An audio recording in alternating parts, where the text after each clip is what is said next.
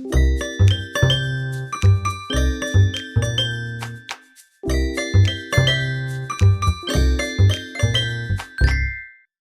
Church, welcome back to Cultivated Podcast, equipping all generation to become Christ ambassadors. Di segmen kali ini, yaitu Deeply Rooted, aku ditemenin sama Ci Alvina yang akan menjawab pertanyaan dari salah satu pendengar podcast kita. So, tema yang bakal kita obrolin hari ini adalah mengenai pacaran yang kudus. Nah, aku bacain ya pertanyaan dari salah satu pendengar kita. Hai tim Cultivated Podcast, mau nanya dong, sebenarnya dalam pacaran itu ada batasan-batasannya gak sih supaya kita nggak kebablasan atau kita bisa tetap menjaga pacaran kita sebagai pacaran yang kudus? Nah, Ci Alvina mungkin boleh dijelaskan terlebih dahulu mengenai apa sih pacaran yang kudus? Ya, jadi kenapa sih kita tuh harus pacarannya kudus gitu?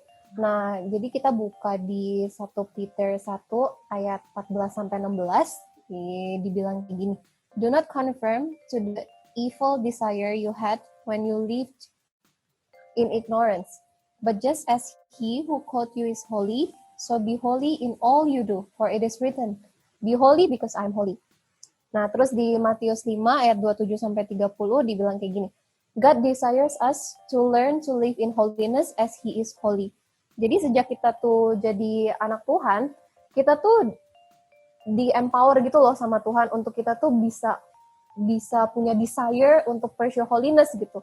Dan kita sebagai anak Tuhan juga pasti kita nggak mau gitu loh kayak kita confirm to kehidupan lama kita, apa yang dikatakan dunia itu beda sama apa yang dikatakan sama Tuhan, apa yang Tuhan mau gitu. Nah, jadi kita tuh sejak kita jadi anak Tuhan, kita jadi belajar juga untuk surrender our struggle, our sinful desire ke Tuhan gitu, dan kita bawa semuanya di tangannya Tuhan.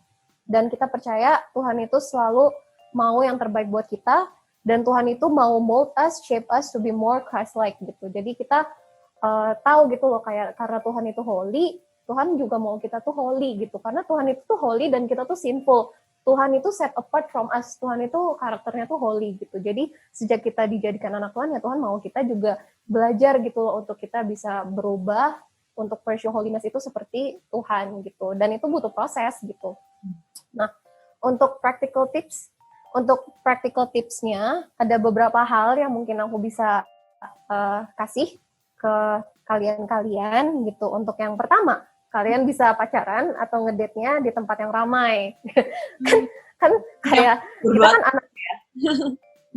Berdua yang nggak apa-apa berdua, tapi di tempat yang rame. Gitu. Di tempat yang rame, jangan di tempat yang sepi atau yang gelap gitu ya. Iya gitu, karena kan kita anak terang, jadi kita associated with light gitu.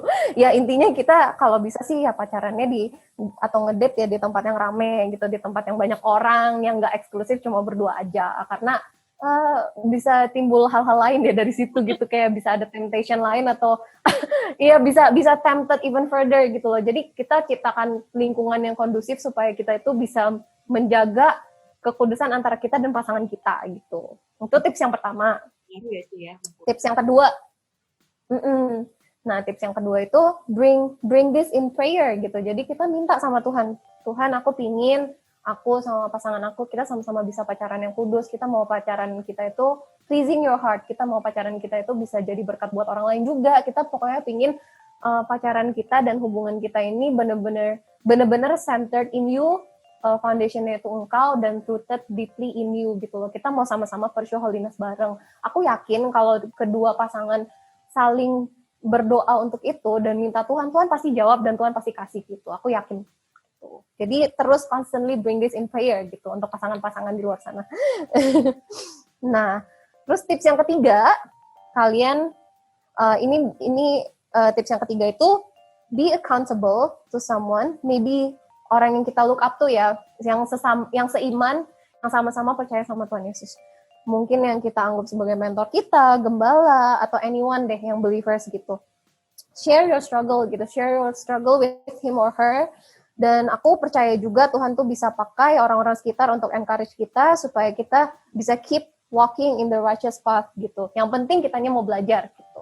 Jadi openness itu penting, kita bisa open about our struggle gitu ke mentor kita, teman kita yang pokoknya sama believers juga atau siapa, pokoknya help someone accountable for it gitu. Pokoknya kita ceritain deh open ke orang gitu supaya orang ini bisa encourage kita terus, orang ini bisa ngasih kita nasihat yang sesuai firman Tuhan dan segala macam. Aku yakin Tuhan bisa pakai orang-orang di sekitar kita untuk jadi berkat buat kita gitu. Ini kayak mentor begitu ya berarti. Ya bisa mentor, bisa kalau nggak mentor juga temen yang sesama believers yang kita tahu gitu loh, bener-bener serius sama Tuhan, yang bener-bener tahu kebenaran gitu. Kita bisa minta pendapat mereka dan kita bisa open up ke mereka gitu. Orang yang kita trust lah gitu. Tapi harus dalam Tuhan ya, harus sama-sama kenal firman Tuhan gitu. Jadi nasihatnya nggak ngorol ngidul, bukan yang sesuai apa kata dunia gitu loh, tapi Alkitab tuh ngomongnya kayak gini, gitu. Jadi kita bisa share itu ke orang-orang yang sesama believers yang benar-benar tahu kebenaran firman Tuhan juga dan tahu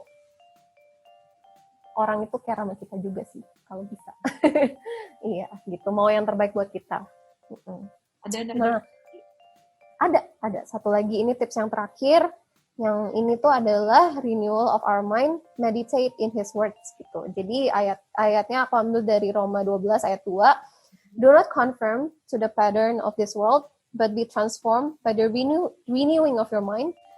Then you will be able to test and approve what God's will is, His good, pleasing, and perfect will. Jadi di sini di ayat ini ada perbedaan antara pattern of this world dan juga God's will. Dan di sini God's will itu dibilang God's will is good, pleasing, and perfect gitu.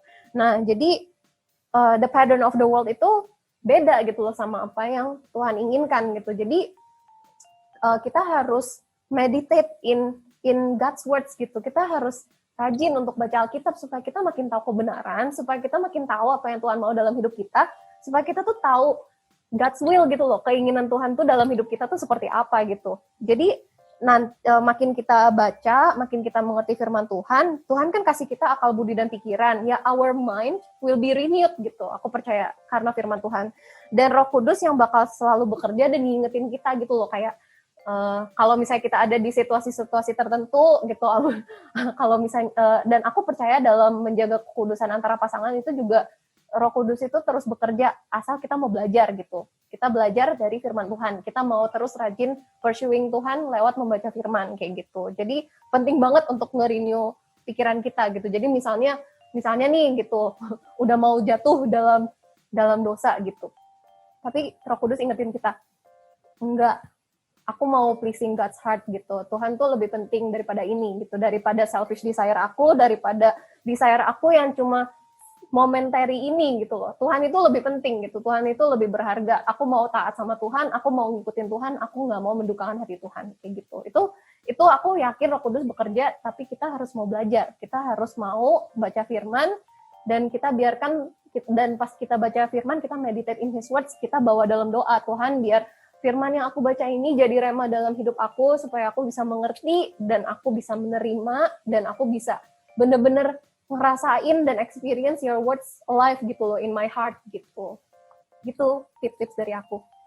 Thank you banget Ci udah sharing beberapa tipsnya. Nah, jadi buat teman-teman yang mau menjaga pacaran kalian supaya tetap bisa kudus, nah tadi si Alvina udah berbagi tips, mulai dari yang kalian kalau pacaran, jangan berduaan di tempat yang sepi, kalau bisa di tempat yang ramai, yang banyak orang, supaya tidak akan ada desire-desire yang menjerumuskan kalian ke pacaran yang tidak baik.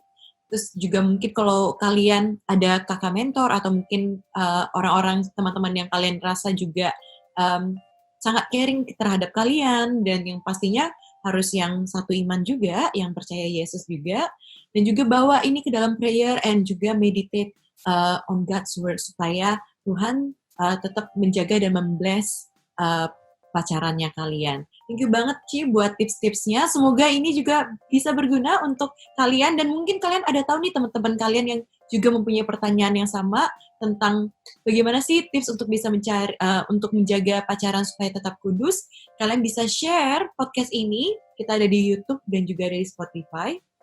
Dan buat kalian yang mungkin ada pertanyaan-pertanyaan sekitar Kristiani, kalian bisa nih langsung ke Instagram kita dan nanti bakal ada link Dan di linknya itu nanti bakal ada gambar tanda tanya, di mana nanti akan mendirect kalian ke Google Form dan kalian bisa mencantumkan atau drop pertanyaan apapun tentang Kristiani. Nanti mungkin di episode berikutnya, mungkin pertanyaan kalian yang akan dijawab. So thank you buat Ci Alvina, dan thank you juga buat para pendengar Cultivated Podcast. See you in the next episode. Bye!